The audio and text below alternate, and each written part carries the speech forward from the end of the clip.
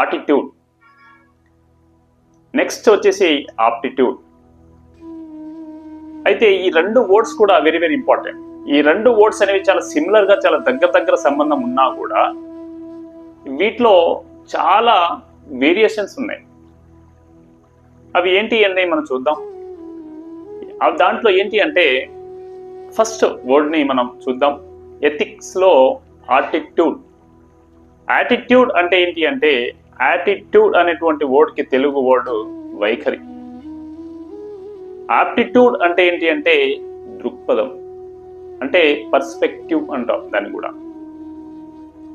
Aptitude ని మనం perspective అనేటువంటి వర్డ్ ని వాడవచ్చు.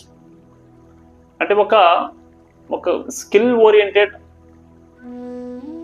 ఒక వర్డ్ అనమాట ఆప్టిట్యూడ్ అనేది.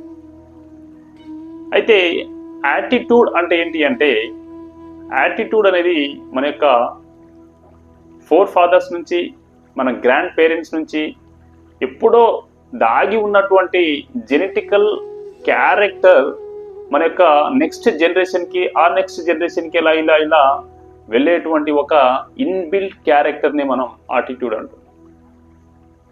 ఆ ఆటిట్యూడ్ అనేది it's a coming from hereditary. వంశపారంపర్యంగా వచ్చేటువంటి వాటిని ఏవైతే క్యారెక్టర్ బలంగా ఏదైతే ఉంటుందో దాన్ని మనం ఆటిట్యూడ్ అంటున్నాం. ఆటిట్యూడ్ ఈజ్ నథింగ్ బట్ ఏ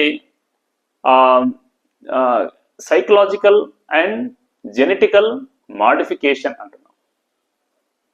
అంటే ఒక సైకలాజికల్ టర్మ్ అనేది మన యొక్క జెనెటికల్ కోడ్లో అది జిన్ మ్యుటేషన్ ద్వారా ఒక జనరేషన్ నుంచి ఇంకో జనరేషన్కి ఇలా ఇలా ఇలా స్ప్రెడ్ అవుతూ ఉండేటువంటి ఒక ఇన్బిల్ట్ క్యారెక్టర్ని మనం ఆటిట్యూడ్ అంటున్నాం.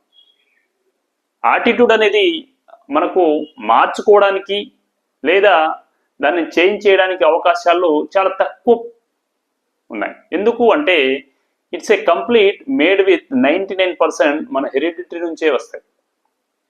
ఆ హెరిడిటరీ నుంచి వచ్చేటువంటి ఒక ఆటిట్యూడ్ అనేటువంటి ఒక బేస్మెంట్ని ఆధారంగా చేసుకొని దానిపైన నిర్మించేటువంటి ఒక బిల్డింగ్ అనేది కన్స్ట్రక్షన్ చాలా పెద్దది.